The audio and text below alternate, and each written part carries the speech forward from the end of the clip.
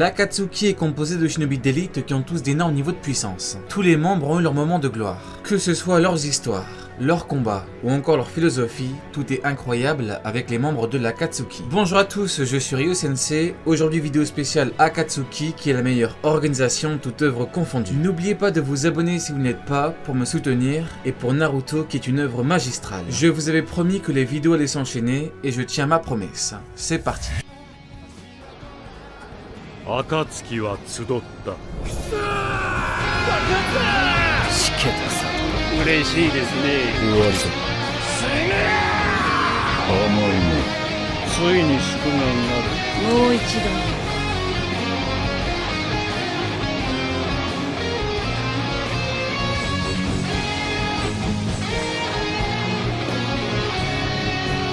失敗は許されない。皆心しておけ。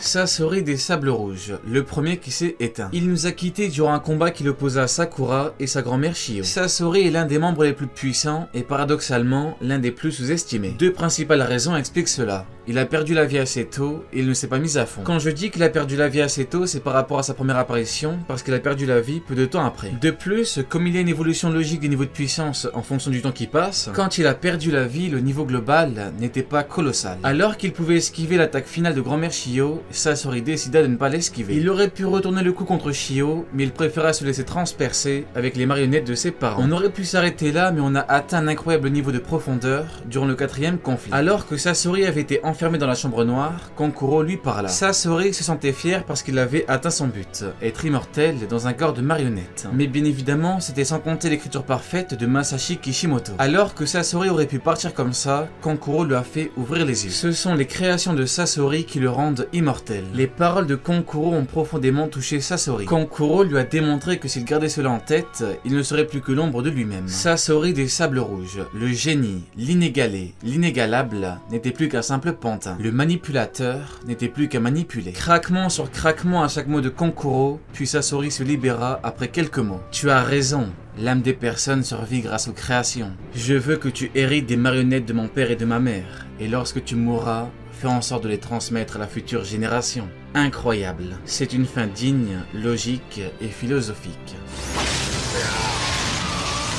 Kakuzu, l'homme aux 5 vies. Kakuzu s'est pris une technique de Naruto de plein fouet. Pour la maîtriser, Naruto a dû s'entraîner d'arrache-pied et il a trouvé une solution que Minato n'a jamais trouvée. Cette technique crée d'incalculables entailles microscopiques que le Sharingan ne peut compter. En plus de faire très mal, le Rasen Shuriken endommage les cellules. Les entailles coupent le système circulatoire du chakra, ce qui empêche l'utilisation du chakra. Cette technique est digne de Naruto Uzumaki, phénoménale à tous les niveaux. Kakuzu est le premier ennemi à véritablement subir cette technique. Kakuzu ne comprenait pas comment un jeune comme Naruto a pu le surpasser. Kakashi lui a répondu que la future génération était destinée à surpasser la précédente, puis l'acheva avec un Raikiri. C'est ainsi que la vie du grand shinobi de rang S de Taki prit fin.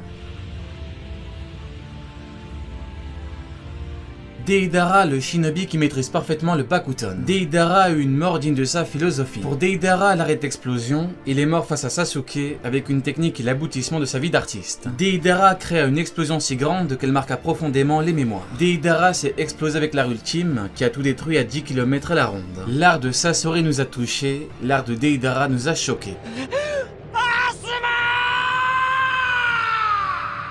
Hidan est un shinobi de rang S du village de Yu ayant rejoint l'Akatsuki. Il faisait équipe avec Kakuzu malgré leur mésentente, mais leur équipe était très efficace. Le principal avantage d'Hidan, c'est son immortalité. Son immortalité qui lui permettait de survivre à des attaques censées être fatales. Son plus gros problème, c'est qu'il ne réfléchit pas assez, et c'est Kakuzu qui lui a clairement dit. Hidan est tombé sur Shikamaru qui est très intelligent, qui était animé par une volonté profonde de vengeance, et qui avait préparé un plan. Le plan de Shikamaru consistait à piéger Hidan dans la forêt sacrée du clan Nara, et ça a fonctionné. Son corps a littéralement été mis en pièces à l'aide de parchemins explosif avant de se retrouver sous des rochers. Hidan n'est pas mort sur le coup, il menaça même Shikamaru. Il mourut finalement de faim et de soif du fait qu'il lui était impossible de s'alimenter. On se rappellera de lui comme étant un puissant shinobi immortel qui possède de grosses techniques pouvant être considérées comme étant exceptionnelles.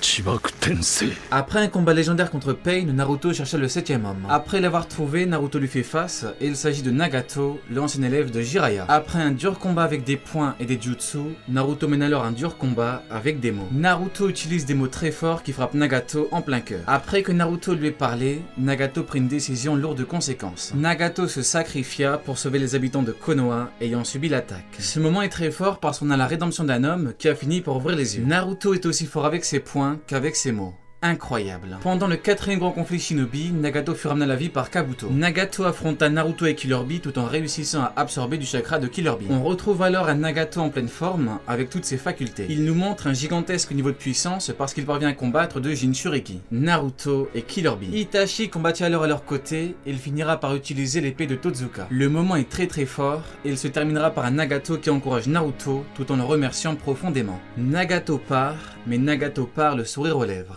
Magnifique.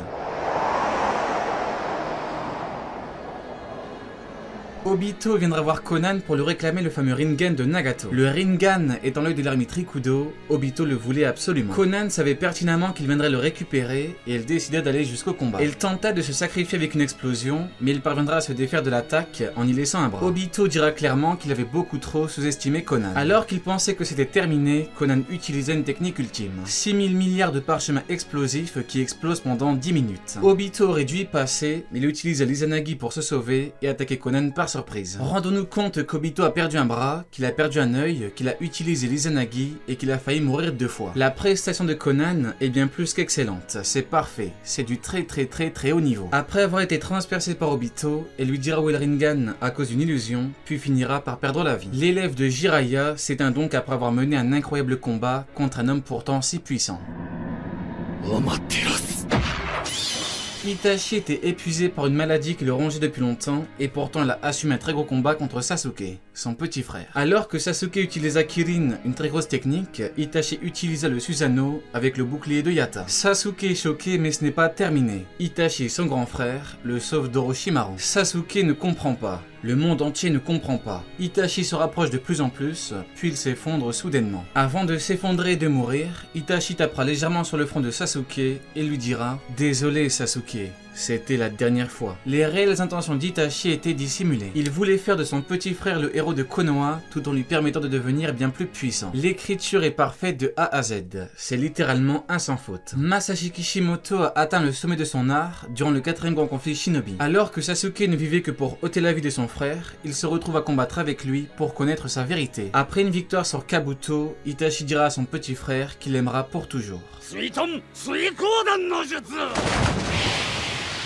Après avoir espionné Killer Bee jusqu'à l'île où il a entraîné Naruto, Kisame se retrouva contre Gaimaito. Kisame a un très gros niveau de puissance et il est surnommé le bijou sans queue ou encore le monstre du brouillard. Kisame est extrêmement puissant, mais le problème c'est qu'il se retrouva contre le meilleur utilisateur de Taijutsu au monde. Gaimaito finira par le vaincre après avoir ouvert pas moins de 7 portes célestes et en utilisant le fameux tigre du zénith. Hors ouverture de la 8ème porte, cette technique est la plus puissante de l'homme qui passe sa vie à s'entraîner. Alors que Aoba tenta de lire dans les pensées de Kisame, il se mordit la langue très fortement pour se libérer. Juste après ça, il s'enferma dans une bulle pour se faire dévorer par des requins. A savoir qu'il a réussi à faire transmettre le rouleau à Toby, ce qui veut dire qu'il a réussi sa mission. Ce grand shinobi sera resté fidèle à l'Akatsuki jusqu'au bout, et Gaimaito, qui ne se rappelait plus de lui, a fini par dire qu'il ne l'oubliera jamais.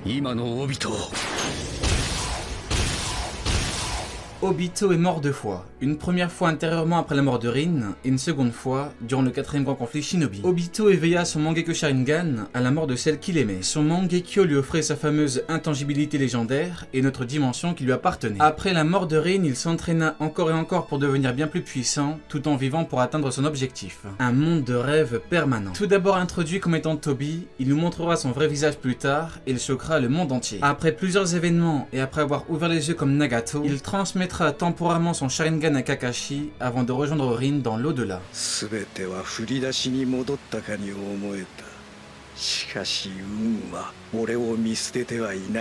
Zetsu Noir est le fils de Kaguya, la déesse du chakra. En d'autres termes, et ce sera bizarre à entendre, c'est bien le frère de l'ermite Rikudo. Il est mort avant la création de la lune par le Shibaku Tensei d'Agoromo. Zetsu Noir fera tout pour amener sa mère sur Terre, et il ne vivra que pour ça. Il consacrera toute sa vie à cette tâche des plus complexes. Après avoir réussi, il combattra l'équipe 7 avec sa mère, Kaguya. Nous pouvons noter la prestation de Zetsu Noir qui n'a jamais abandonné jusqu'à réussir. Il finira enfermé avec Kaguya à l'issue du combat. Allez, Diane, tu n'auras pas regardé ma vidéo pour rien.